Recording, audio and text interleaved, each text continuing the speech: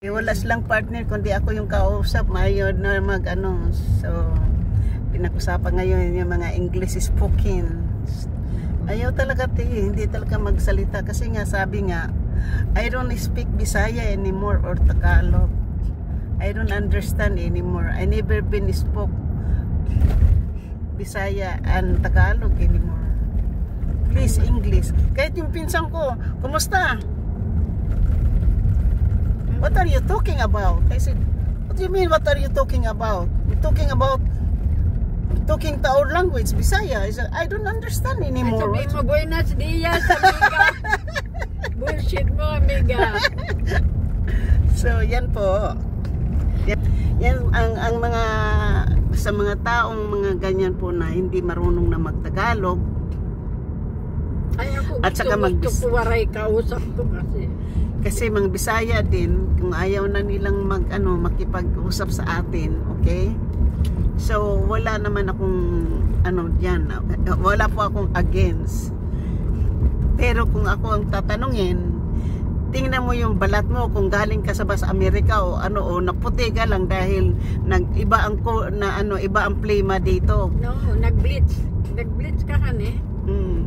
Pero yung ilong mo, unless ipatangos mo, magiging Amerikano ka. Maski patatangos, namumula yan kapag tinusukan ng tinutusok yun. Si Brian po doon sa dulo nakatira dyan sa may El Cerrito. Naman sa kanya Tilton. Siguro wala nang mga Latino doon banda. Baka nag-reduce na dahil pinauwi na kasi alam mo dito, itong mga bus stop dito palaging may mga tao yan. Hindi nawawala ng tao. Simula ngayon na nahulihan na. Yan, katulad niyan dyan. Palaging may tao yan, yung bus stop na yan. Bawat bus stop, maraming mga yan. May mga bata pa nga dyan eh. Sabi ko nga, may nakasanglay pa, may nasa tiyan, may nasa likod, may dalawang nasa kamay eh. Tapos iba pa yung nasa tiyan.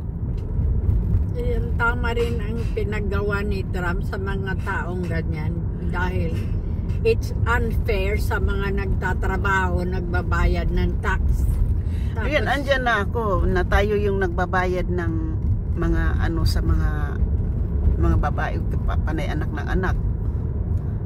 Wala namang mga trabaho.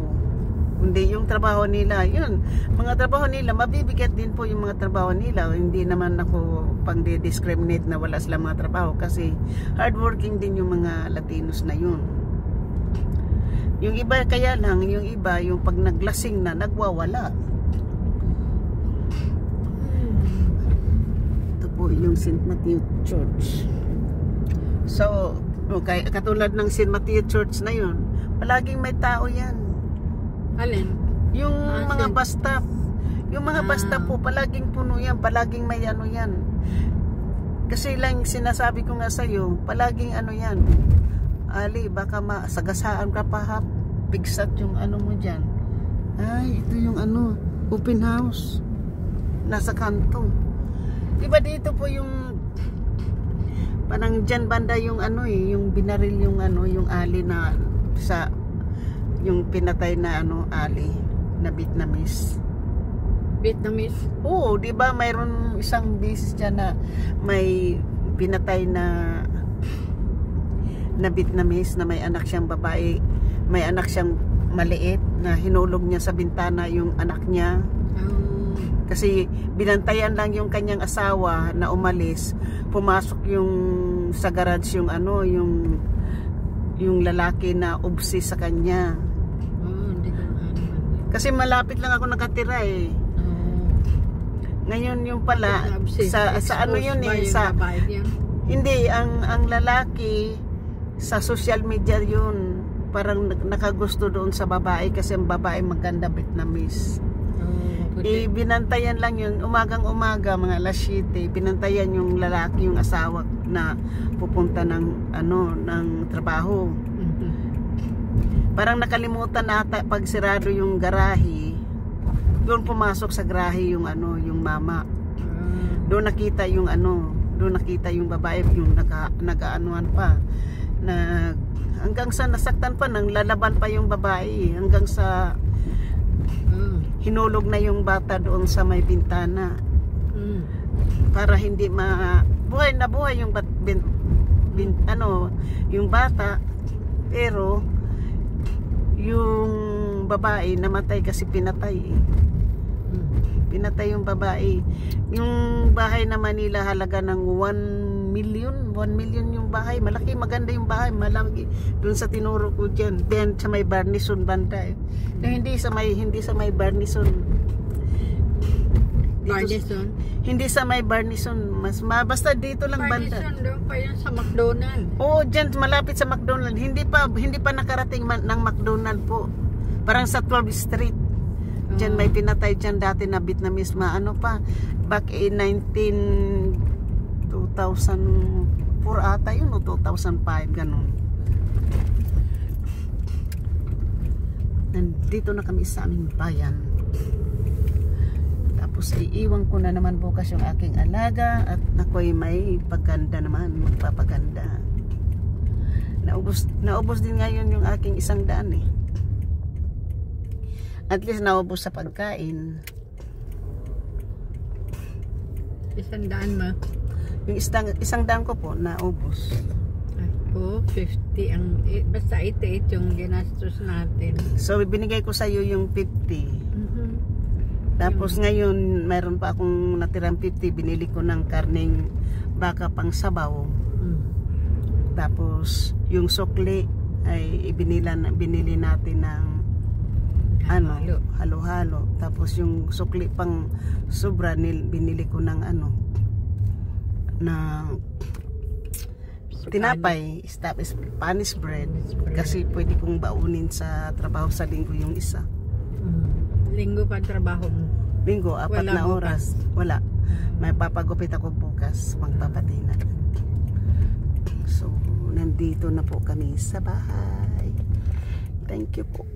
Bye guys.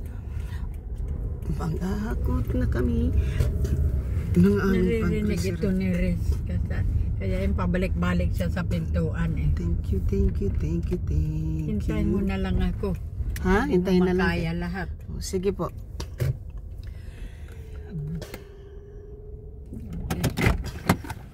Thank you.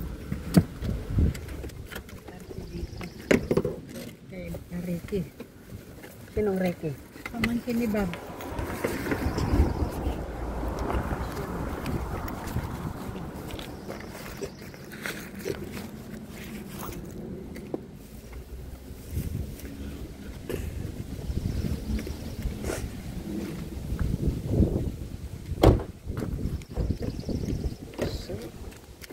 Andito na po yung aming mga ginang-grocery. Di ba, madami?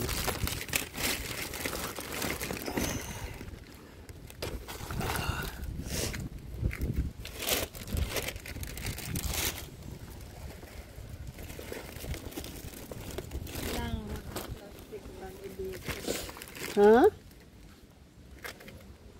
Yung plastic bag, yan yung yan ang ilagay mo sa plastic bag po.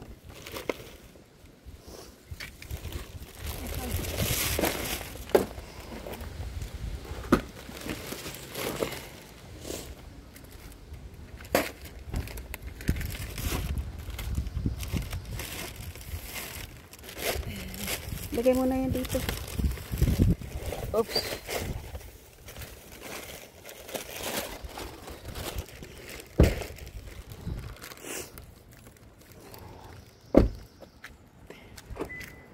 Thank you guys. Dito na kami. Yan, go grocery yan. Thank you. Thank you. Bye-bye.